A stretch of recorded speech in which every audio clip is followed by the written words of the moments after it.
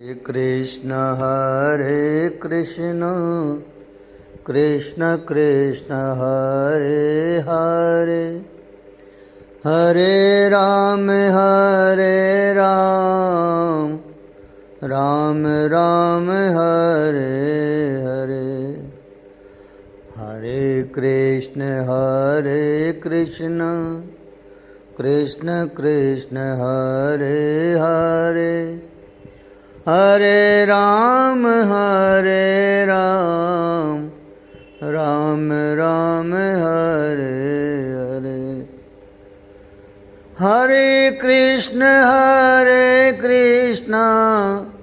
कृष्ण कृष्ण हरे हरे हरे राम राम राम हरे हरे हरे कृष्ण कृष्ण कृष्ण हरे हरे हरे राम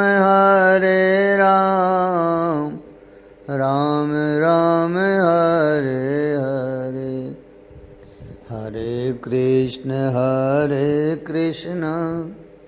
कृष्ण कृष्ण हरे हरे हरे राम राम राम हरे हरे। श्री वृंदावन बिहारी लाल की जय। श्री राधा वल्लभ लाल की जय। श्री बांके बिहारी लाल की जय। श्री यमुना रसरानी की जय।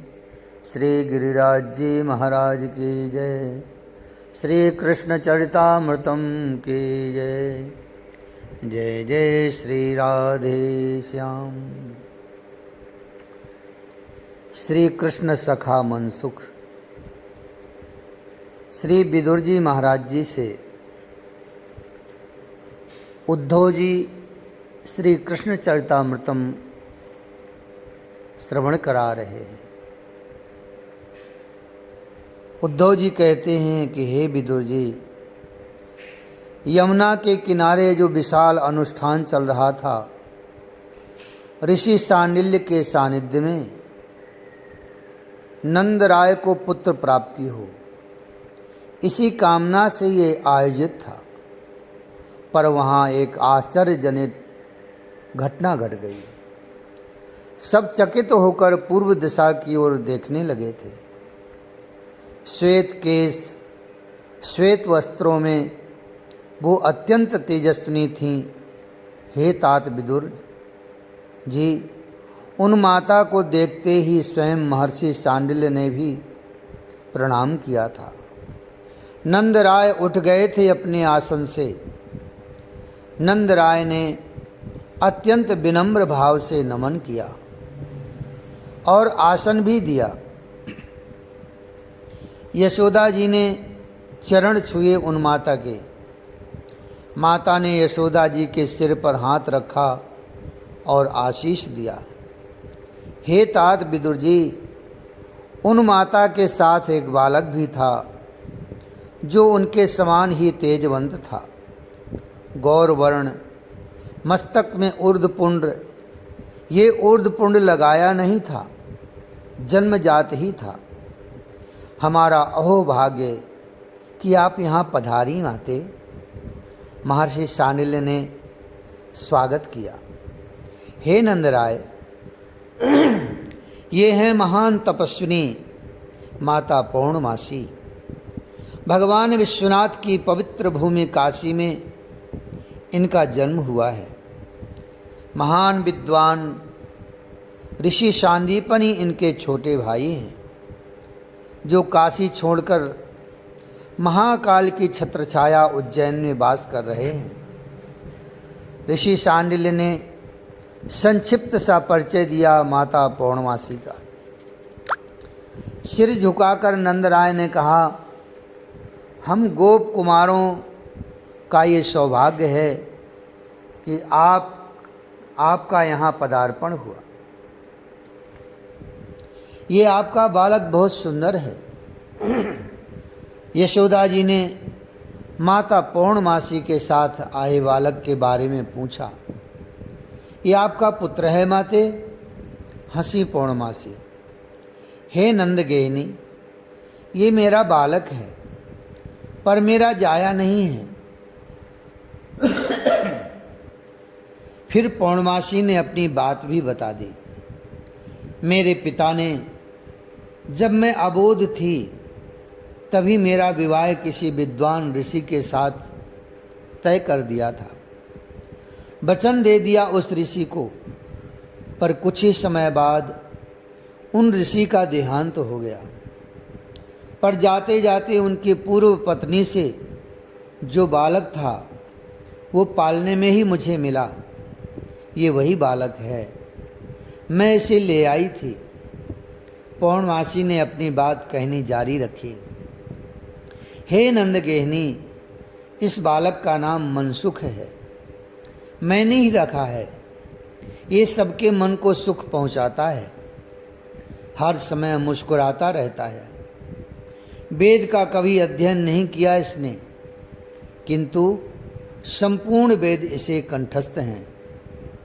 विद्याध्ययन में इसका कभी मन नहीं लगा, पर काशी के विद्वानों को ये जब देखो तब हरा देता था। मैं चकित थी। एक दिन ये मुझसे कहने लगा, मेरा सखा आ रहा है, मेरा सखा के पास मुझे ले चलो।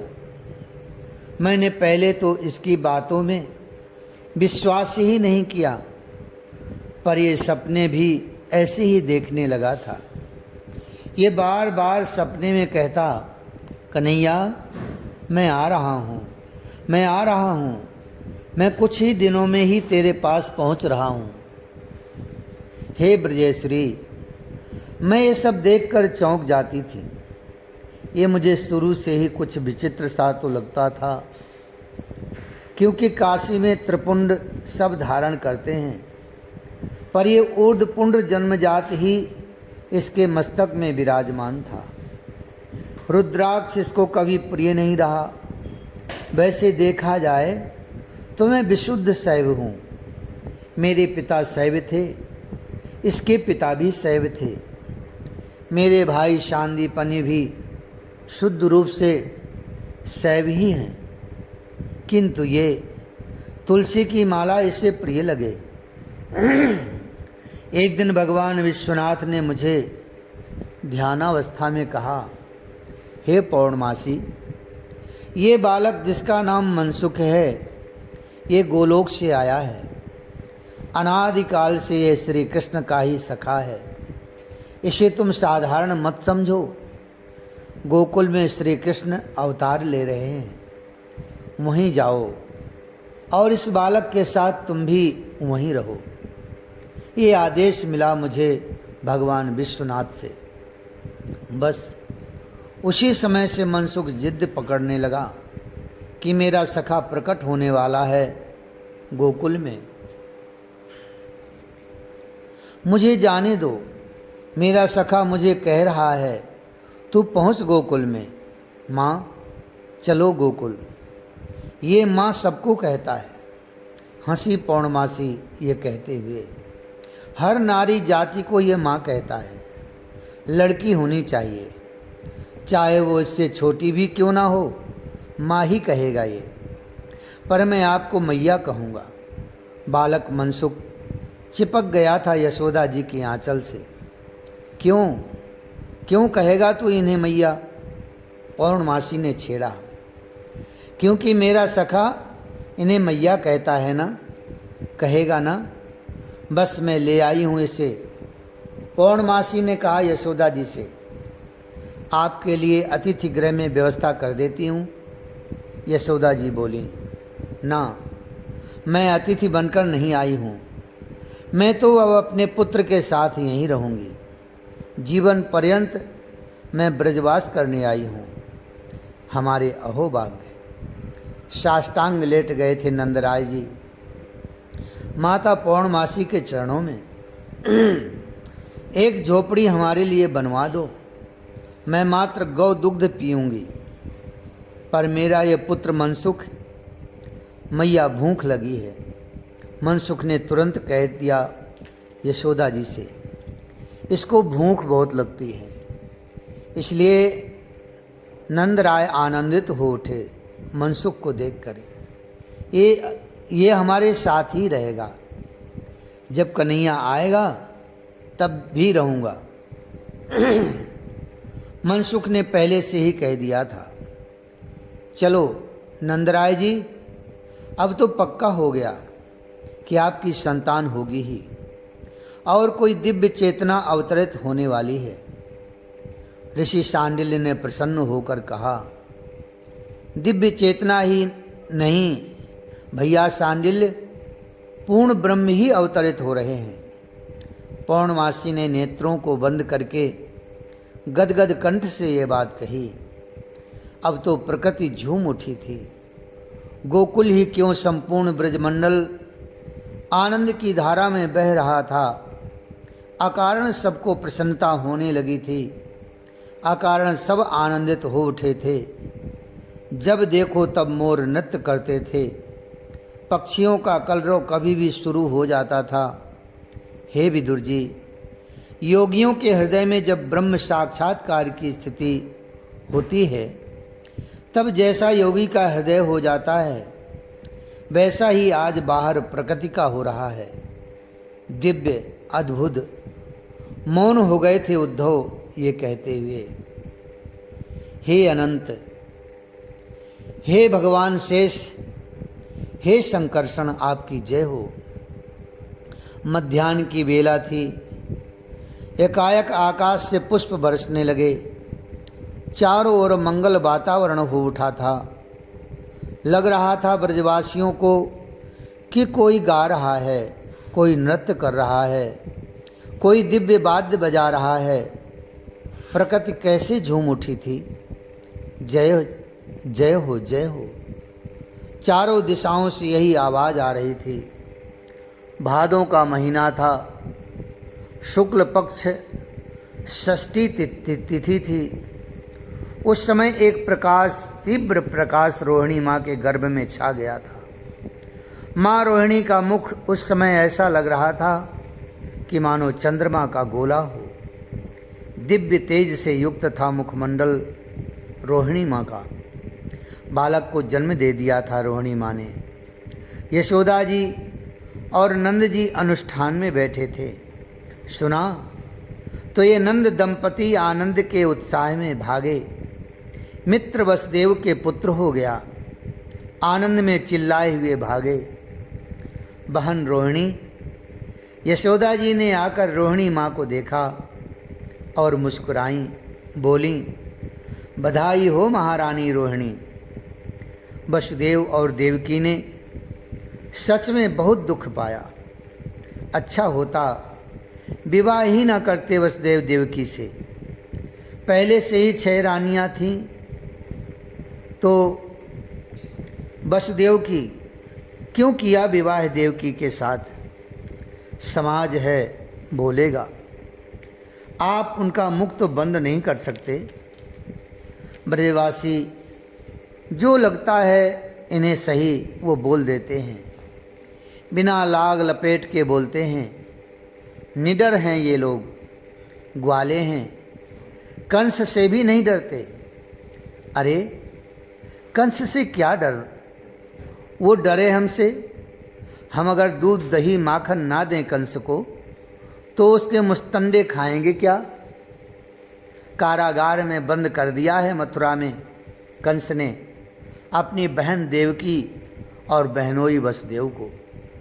वो तो विवाह के समय ही आकाशवाणी हो गई थी ना कि देवकी का 8वां बालक कंस तेरी मृत्यु का कारण होगा। बस उसी दिन से देवकी और वसुदेव को कंस ने बंदी बनाकर कारागार में बंद कर दिया। अन्य पत्नियां भी थीं, सब इधर उधर चली गईं। कोई अपने पिता के यहाँ गई तो कोई अरण्य में, तब तक के लिए जब तक ये दुख का समय बीत ना जाए। रोहिणी कहीं जाना नहीं चाहती। वो अपने पति के पास ही रहना चाहती हैं। पर ये कैसे संभव है? रोहिणी, मेरे मित्र नंद और भाभी यशोदा के यहाँ गोकुल में तुम वहाँ जाकर रहो, और जब ये दुख के बादल छट जाएंगे तब आ जाना। वसुदेव ने समझाया, देवकी ने भी समझाया। अक्रूर रथ में बिठाकर रोहिणी को गोकुल में ले आए थे। यशोदा जी आनंदित हो गई थीं। उस दिन जब रोहिणी को देखा था, बहन ये तेरा ही घर है, भैया वसुदेव के जीवन में कितना दुख आ पड़ा है, ओह इसे अपना ही घर मानो और प्रेम से रहो। नंद जी ने भी रोहिणी को यही कहा था। जी रोते हुए यशोदा जी के गले लग गई थी रोहिणी। मेरे आर्य पुत्र बहुत कष्ट में हैं, मैं क्या करूं? सब ठीक करेंगे भगवान नारायण, ये दुख ज़्यादा नहीं टिकेगा रोहिणी, देखना बहुत शीघ्र ही सुख के दिन आएंगे। यशोदा जी ने समझाया, उनको पुचकारा और रोहिणी माँ तब से यहीं रहने लगी थी। हे तात विदुर जी, भगवान शंकरषण देवकी के सप्तम गर्भ थे, पर भगवान नारायण ने देवकी के गर्भ से उन्हें खींचकर रोहिणी के गर्भ में पहुंचा दिया था। वैसे तात ये किया था भगवान की माया ने, पर संकल्प तो सब भगवान का ही होता है ना। उद्धव विदुर जी को अद्भुत श्री कृष्ण चरित्र सुना रहे हैं। रोहिणी तुम, एक दिन रोहिणी को जब देखा यशोदा जी ने तो मुस्कुराई। हाँ जी, क्या हुआ? रोहिणी माँ ने पूछा। तुम गर्भवती हो? यशोदा जी ने भी पूछ लिया। शर्मा गई रोहिणी। हाँ जी, वाह। रोहिणी को पकड़कर नाचने लगी थी यशोदा जी। ये तो तुमने अद्भुत बात बताई। यशोदा जी ने सबको ये सूचना दे दी, दूसरे के सुख में भी सुखी होना ये इन नंद दंपति से कोई सीखे।